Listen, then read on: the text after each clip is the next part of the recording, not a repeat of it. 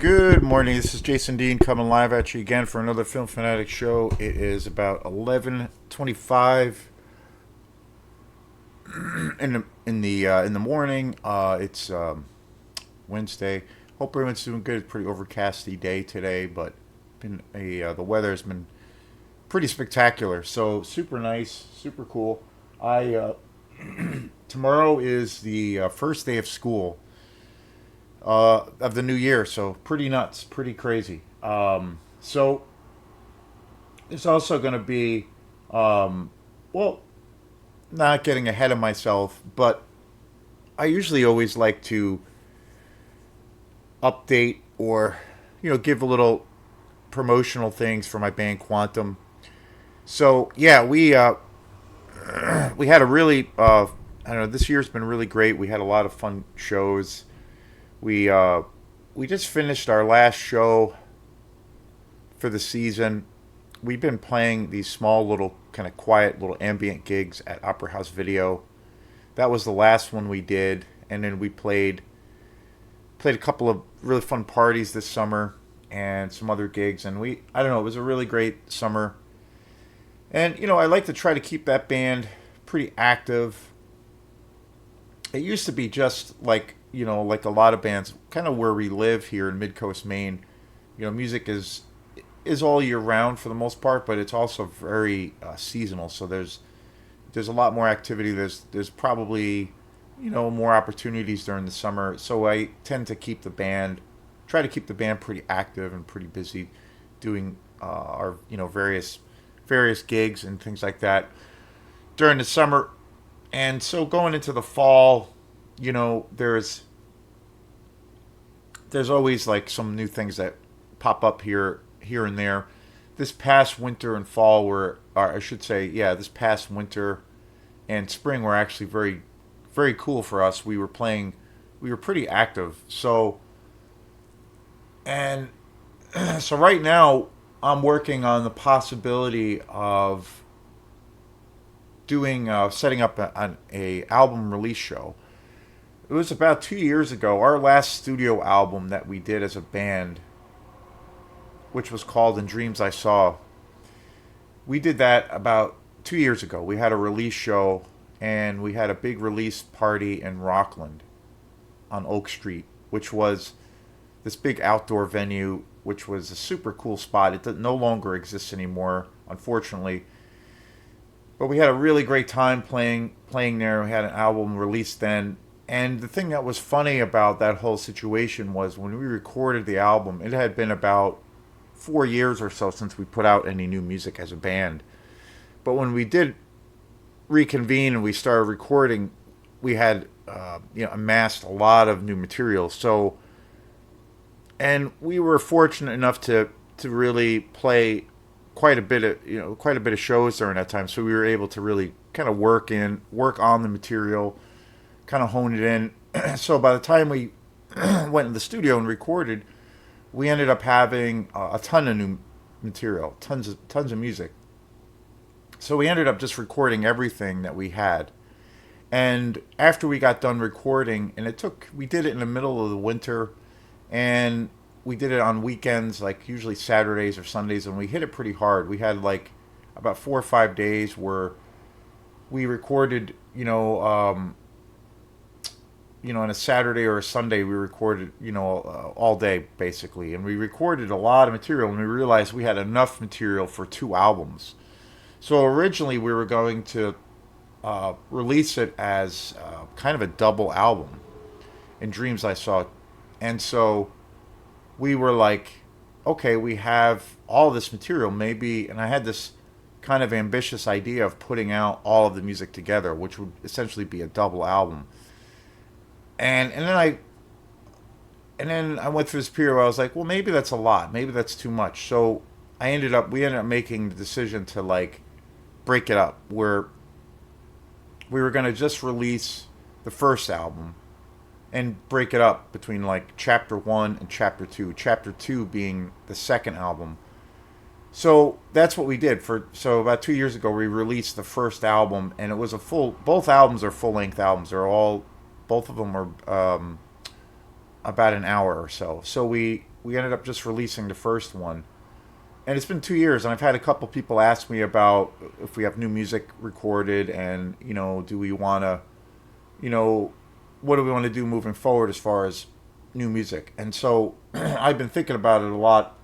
So there might be a possibility that we might be in the phase of where we might be having a album release show coming up this year, possibly early next year, but we'll see. But probably this year, if it does happen, where we're going to release the second part of the album, and it would be it's going to be called "In Dreams I Saw Chapter 2." So it's going to be the second half. Basically, the second album is all recorded. There's just got to be a little bit of fine tuning. Basically, it's just got to be mastered. But everything else is done, and it's all recorded. It's all ready to go. The artwork is all done, and so it's kind of cool to know or to feel that we have all this other material ready to go, and I think it's good. I think it's I'm pretty happy with it. It's basically the same kind of concept with the first album. It's all tied together. So stay tuned for a possibility of there being a big announcement where we're going to do like an album release show with a few other bands. So yeah, I'm pretty excited about the prospect of that. And I just started feeling, it's been a couple of years, so it'd be nice to put out some new music, because we have other material that since then that I'd like to eventually record, but I want to get this album out first before that. So we'll see what happens. So today's show is going to be on I guess it's a good segue, kind of a continuation or chapter 2 of one of the movies I talked about that I did a show on, and that is I Miss You, Hugs and Kisses. This was a movie that was released in 1978. I did a show on this yesterday. Incredible movie. This new director, well, not new director, but new for me as far as a discovery, Murray Markowitz, who was the director of this film.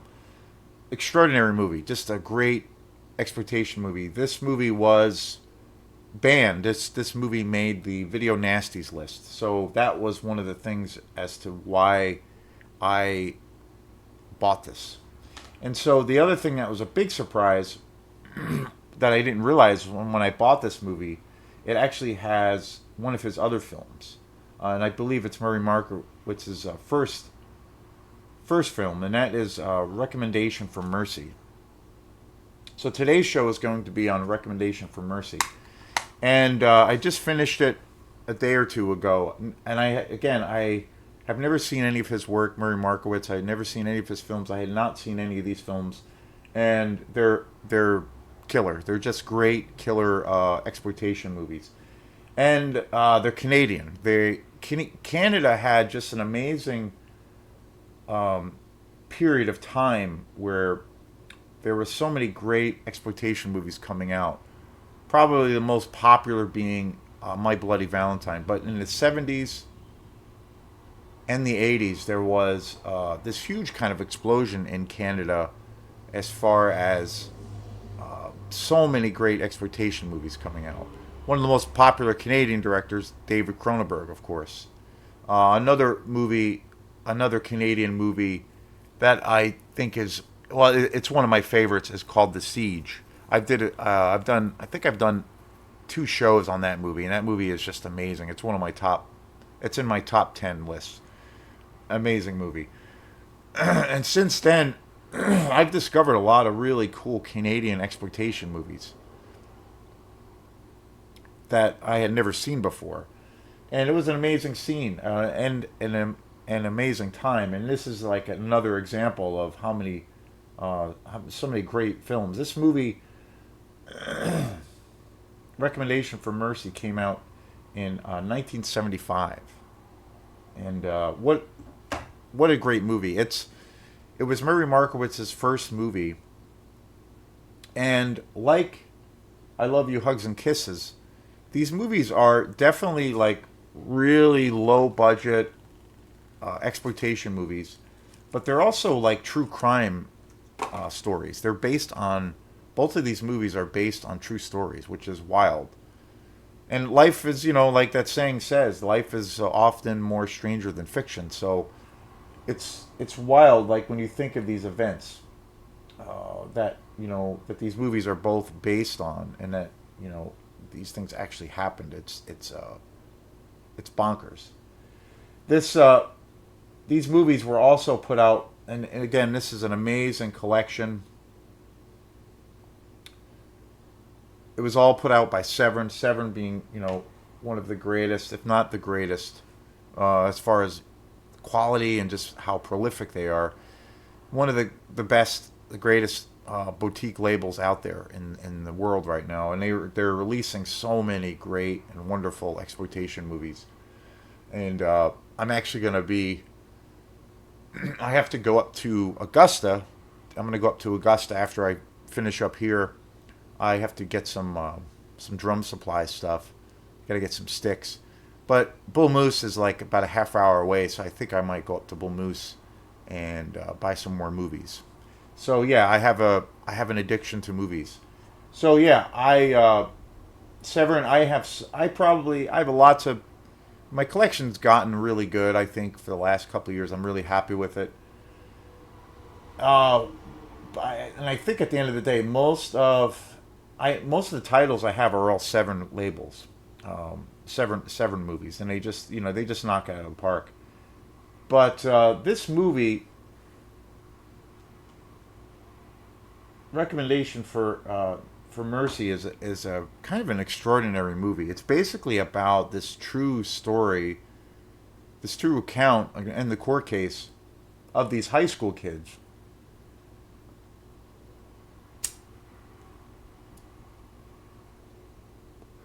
And it's basically centered on this group of teenagers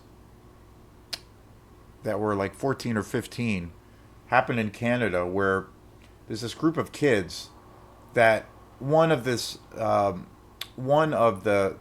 girls that's friends with this group, who there's two a guy and a girl, a boy and a girl, who are kind of dating, and one of the girls goes missing.